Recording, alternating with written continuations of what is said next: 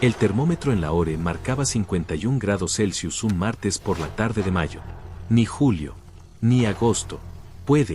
Esa cifra, 51 grados, debería dejarte helado, porque no es solo un récord meteorológico.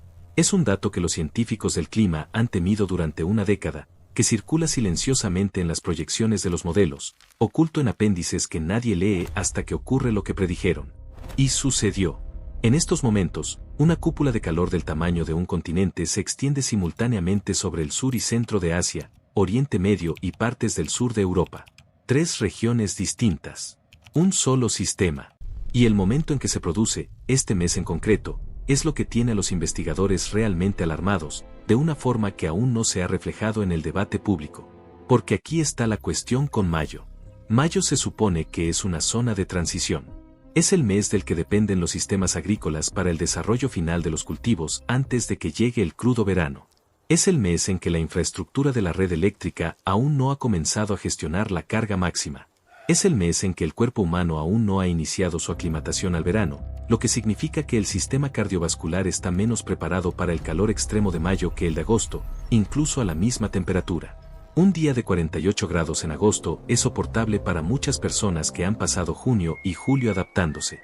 Un día de mayo con 48 grados es fisiológicamente diferente. Y en 2026, no conseguimos 48. Obtuvimos 51. Pero esto es lo que los titulares no te cuentan, y es lo que cambia por completo tu interpretación de este evento.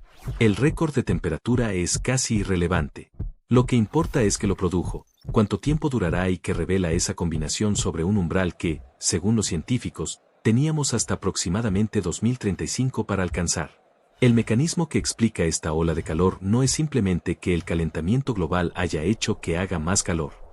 Esa explicación es técnicamente correcta, pero peligrosamente incompleta. Lo que realmente está sucediendo implica la interacción de 3 sistemas atmosféricos distintos, tal como lo predijeron los modelos climáticos, pero como un escenario futuro, no como una realidad presente.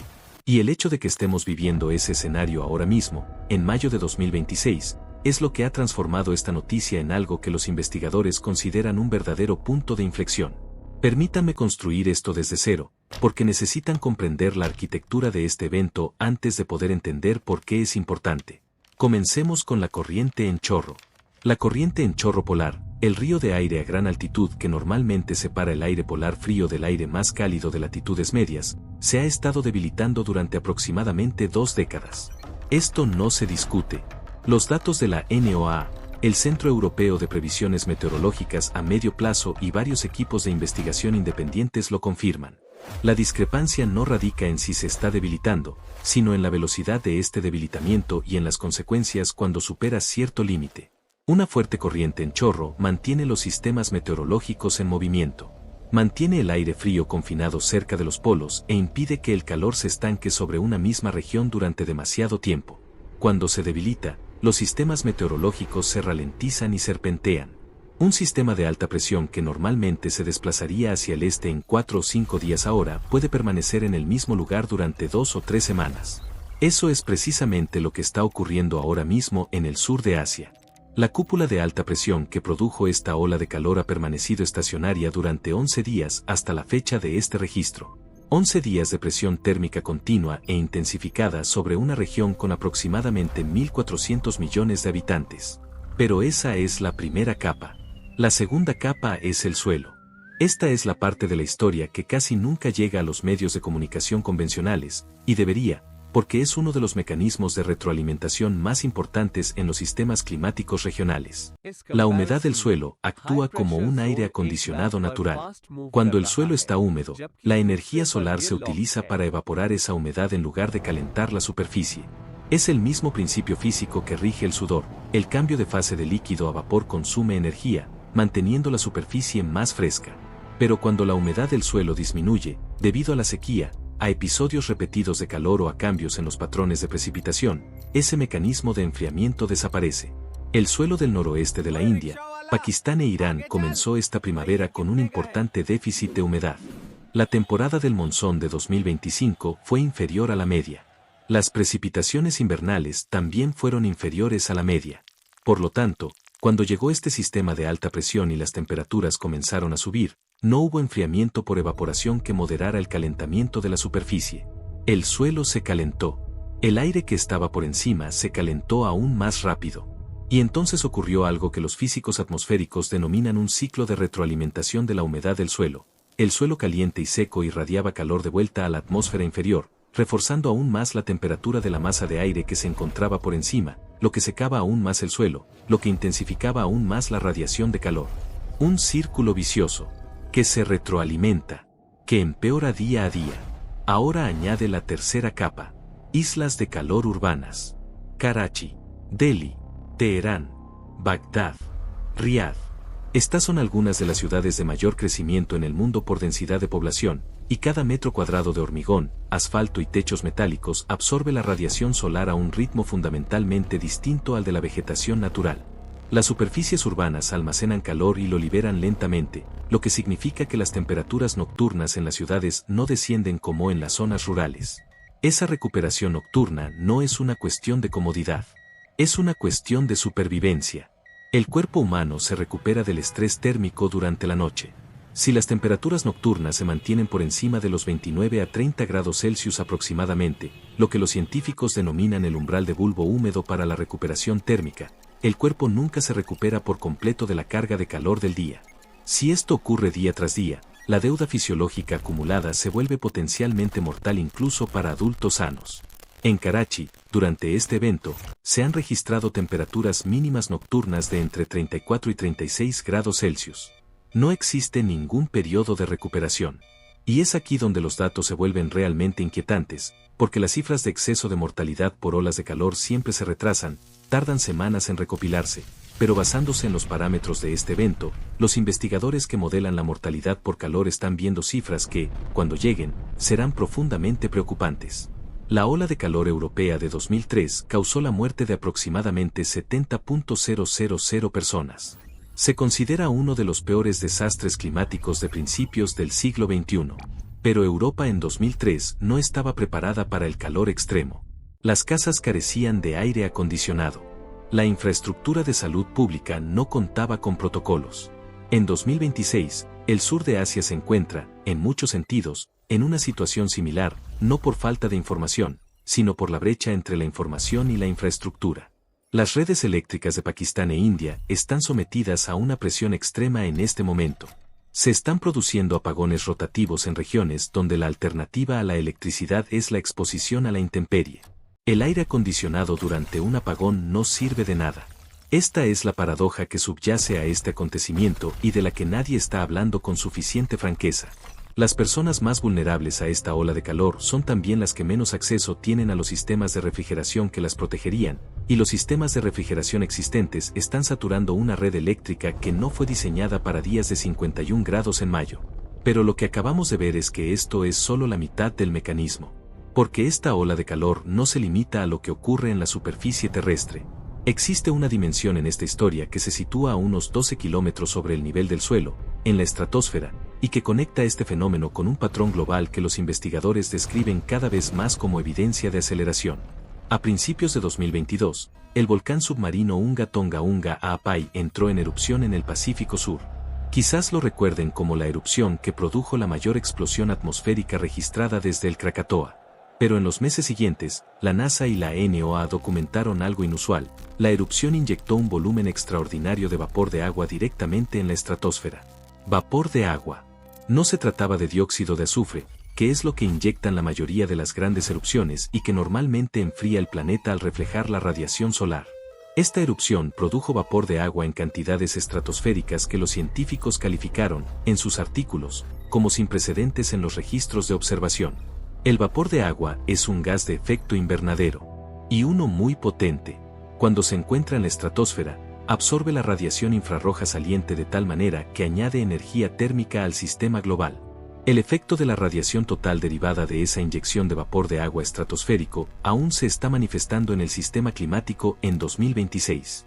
Investigadores del Laboratorio Nacional Lawrence Berkeley publicaron un artículo a finales de 2024 que sugiere que podría haber contribuido con entre 1 segundo y 2 segundos grados Celsius de calentamiento adicional a la temperatura media global en el periodo 2023 a 2026. Eso suena pequeño. No es pequeño. Es potencialmente la diferencia entre una ola de calor que bate récords y una ola de calor que colapsa los sistemas. Y nadie votó al respecto. Nadie lo anunció. Ocurrió bajo el océano, hace 4 años, y sus consecuencias aún se están desarrollando sobre las cabezas de 1.400 millones de personas que no tienen ni idea de que forma parte de la ecuación. Así que retrocedamos un momento y veamos qué tenemos realmente aquí. La corriente en chorro se debilita, creando sistemas de alta presión estacionarios que bloquean la circulación. Se registran déficits récord de humedad en el suelo, lo que elimina la refrigeración por evaporación. Las islas de calor urbanas eliminan las ventanas de recuperación nocturna. El vapor de agua estratosférico, proveniente de una inyección volcánica sin precedentes, podría aumentar la temperatura en una fracción de grado, convirtiendo condiciones habitables en condiciones inhabitables. Y la infraestructura crítica, redes eléctricas, sistemas de agua, redes de salud pública, está siendo sometida a pruebas de estrés que superan sus parámetros de diseño en el mes equivocado. Ninguno de estos factores por sí solo produciría lo que estamos viendo. Todos ellos juntos, interactuando, reforzándose mutuamente, esa es la arquitectura de este evento. Y aquí está la pregunta que convierte esto de una tragedia regional en una advertencia global. Si estas condiciones se dan en mayo de 2026, ¿cómo será julio? Esa pregunta se encuentra en el centro de atención de todos los centros de modelización climática del planeta en este momento. Y las respuestas preliminares, no las declaraciones oficiales, sino las conversaciones preliminares entre investigadores, no son tranquilizadoras. Existe una cifra que los fisiólogos conocen desde hace décadas y que los científicos del clima temen en silencio desde hace años. Bulbo húmedo 35. Se indica como una temperatura, 35 grados Celsius en un termómetro de bulbo húmedo, pero lo que realmente representa es el límite máximo de supervivencia humana al aire libre. No la incomodidad. No el riesgo de insolación. El límite. Esto es lo que significa en términos físicos. El cuerpo se enfría mediante la evaporación del sudor. Este proceso tiene un límite termodinámico. Cuando la combinación de calor y humedad alcanza los 35 grados centígrados, temperatura de bulbo húmedo, la física de la evaporación se desmorona por completo. El sudor ya no se evapora lo suficientemente rápido como para disipar el calor del cuerpo. La temperatura corporal central aumenta de forma irreversible. Incluso un adulto joven, sano y en reposo, sin hacer nada, a la sombra y con agua ilimitada, no puede sobrevivir a 35 grados centígrados, temperatura de bulbo húmedo, durante más de 6 horas. 6 horas. Un artículo publicado en 2020 en Science Advances, escrito por Colin Raymond y sus colegas de la Universidad de Columbia, analizó datos de estaciones meteorológicas globales que se remontan a 1979. Buscaban casos en los que se hubiera alcanzado o superado la temperatura de bulbo húmedo de 35 grados en algún lugar de la Tierra. Encontraron ejemplos. No son proyecciones teóricas. Son hechos reales registrados. Y las ubicaciones se concentraban en una región por encima de todas las demás, el Golfo Pérsico, el Valle del Indo y la costa noroccidental de la India, precisamente la geografía que se encuentra bajo esta cúpula de calor en este momento. Esos excesos anteriores fueron breves. Horas. Local. Lo que es diferente en mayo de 2026 es la duración y la escala geográfica. No se trata de un evento de 6 horas en una ciudad costera, sino de un evento de 11 días que abarca una masa continental del tamaño de Europa Occidental. Y si bien aún no hemos visto lecturas generalizadas de 35 grados centígrados sostenidas durante periodos letales, lo que los investigadores están documentando es algo que consideran casi igual de alarmante. Una región que opera con temperaturas de bulbo húmedo de entre 32 y 33 grados centígrados durante varios días seguidos. Ese no es el umbral letal, pero es el umbral donde el trabajo al aire libre se vuelve fisiológicamente insostenible, donde los niños y los ancianos se enfrentan a un riesgo agudo de mortalidad a las pocas horas de exposición sin protección, donde el sistema termorregulador del cuerpo trabaja a máxima capacidad durante todas las horas de vigilia, acumulando daños que no siempre se manifiestan de inmediato. Las muertes por la enfermedad del bulbo húmedo 32 no ocurren el primer día. Se acumulan al cuarto, séptimo y 11º día. Para cuando llegan las estadísticas de mortalidad, el evento ya terminó y la atención mediática ha pasado a otro tema. Esa señal tardía es una de las características más peligrosas del calor extremo como categoría de desastre. Una inundación mata de forma visible e inmediata, generando imágenes y cifras que obligan a actuar. El calor mata de forma silenciosa y difusa, en hogares, campos y cunetas, Y el recuento se realiza semanas después en informes de exceso de mortalidad que casi nadie lee. Pero dejemos de lado el cuerpo humano por un momento, porque hay otro sistema que está bajo presión en este momento y que afectará a todas las personas de este planeta, incluidas aquellas que nunca experimentarán temperaturas de 45 grados en su vida. La cosecha de trigo. El noroeste de la India y Pakistán, en conjunto, representan una parte significativa de la producción mundial de trigo y arroz. El momento en que se produce esta ola de calor no es casual, es catastróficamente preciso. Mayo es el periodo de maduración del grano de trigo de invierno en esta región. Durante estas 3 o 4 semanas, el grano de trigo desarrolla su masa, transformando la energía almacenada en el grano que se convierte en harina y, posteriormente, en pan. Es la etapa más sensible a la temperatura de todo el ciclo de crecimiento. Por encima de los 34 grados Celsius durante el llenado del grano, los granos de trigo se encogen. La síntesis de almidón se degrada. El contenido de proteínas disminuye. La pérdida de rendimiento por cada grado por encima de ese umbral no es lineal, sino que se acelera. Investigaciones del Centro Internacional de Mejoramiento de Maíz y Trigo documentan reducciones de rendimiento de entre el 3 y el 8% por cada grado Celsius por encima del umbral crítico durante este periodo. Esta ola de calor no ha alcanzado los 35 grados en las regiones productoras de trigo. La temperatura ha oscilado entre los 44 y los 49 grados. Los daños a los cultivos aún no se han cuantificado oficialmente. Se harán en unas 6 semanas, cuando se reciban los resultados de la cosecha. Pero los agrónomos que trabajan en el campo no son optimistas. Algunos usan la palabra catastrófica, en privado y con cautela, como la usan los científicos cuando se refieren a ella con seriedad. Es aquí donde el enfoque cambia, porque esto deja de ser una historia agrícola regional muy rápidamente. Las reservas mundiales de trigo a principios de 2026 ya se encontraban por debajo del promedio de los últimos 5 años. Las temporadas de cultivo de 2024 a 2025 en el hemisferio norte se vieron afectadas por anomalías climáticas aisladas en Ucrania, las grandes llanuras de Estados Unidos y Australia. Las reservas estratégicas del sistema alimentario mundial, que absorben las perturbaciones regionales, son más escasas que en cualquier otro momento desde la crisis de precios de los alimentos de 2007 a 2008. Esa crisis, que la mayoría de la gente en los países ricos apenas notó, desencadenó disturbios por escasez de alimentos en 48 países. Contribuyó a la inestabilidad política en todo el norte de África y Oriente Medio, que algunos analistas consideran un factor subyacente en la primavera árabe 3 años después. El mecanismo que vincula una ola de calor en Lahore con la inestabilidad política en el Cairo o Lagos no es dramático ni conspirativo. Se trata simplemente de economía de materias primas. Cuando los contratos de suministro y las reservas de trigo son bajos, los precios se disparan en los mercados mundiales. Cuando los precios se disparan, los países que dependen de las importaciones, la mayor parte del África subsahariana, gran parte de Oriente Medio y algunas zonas del sudeste asiático, se enfrentan a una inflación alimentaria que afecta con mayor dureza a las poblaciones menos capaces de absorberla. Esta es la dimensión geopolítica de una ola de calor de la que nadie habla en las portadas de los periódicos. Y guarda relación con algo que se publicó en febrero de 2026 en la revista Nature Climate Change, un artículo que prácticamente no recibió cobertura en los medios de comunicación convencionales a pesar de contener lo que los autores denominaron, en un lenguaje científico mesurado, un hallazgo de gran preocupación. El estudio, realizado por un equipo del Instituto de Potsdam para la investigación del impacto climático, analizó 40 años de resultados de modelos climáticos junto con registros de temperaturas observadas. Su hallazgo, el que debería haber acaparado los titulares, fue el siguiente: la frecuencia de olas de calor extremas simultáneas en varias regiones agrícolas importantes ha aumentado a un ritmo entre 4 y 6 veces mayor que el previsto por los modelos climáticos de principios de la década de 2010. De 4 a 6 veces más rápido. No va ligeramente adelantado. No va moderadamente acelerando.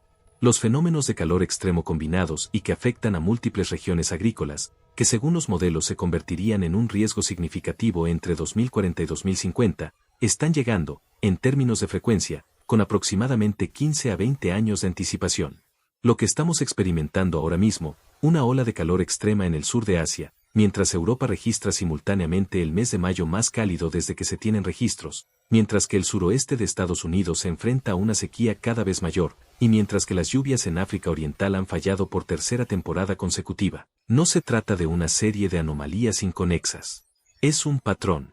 Los autores del estudio de Potsdam fueron cuidadosos con su lenguaje, como suelen ser los científicos, pero la implicación que se desprende de sus datos es clara: ya estamos viviendo dentro del escenario que se suponía que nos daría tiempo para prepararnos. Ya no hay pista de aterrizaje. Lo cual nos lleva a la pregunta que todo este suceso nos obliga a plantear, y no es una pregunta cómoda. Todos los principales marcos de acción climática, el Acuerdo de París, las hojas de ruta de adaptación del IPCC, los planes nacionales de resiliencia de la infraestructura, se basaron en plazos. Plazos para la reducción de emisiones, sí, pero también plazos para la adaptación. Se partía de la premisa de que ciertos umbrales se alcanzarían gradualmente para que las sociedades pudieran construir la infraestructura, reubicar a las poblaciones vulnerables, rediseñar los sistemas agrícolas y reforzar las redes energéticas antes de que esos umbrales se volvieran existenciales. En mayo de 2026 se pondrá a prueba esa suposición en tiempo real. La Red Eléctrica Nacional de Pakistán se diseñó con un límite máximo de demanda calibrado según las distribuciones históricas de temperatura. Dichas distribuciones ya no reflejan el clima actual. La red no está fallando por una mala ingeniería, sino porque fue diseñada para un mundo que ya no existe.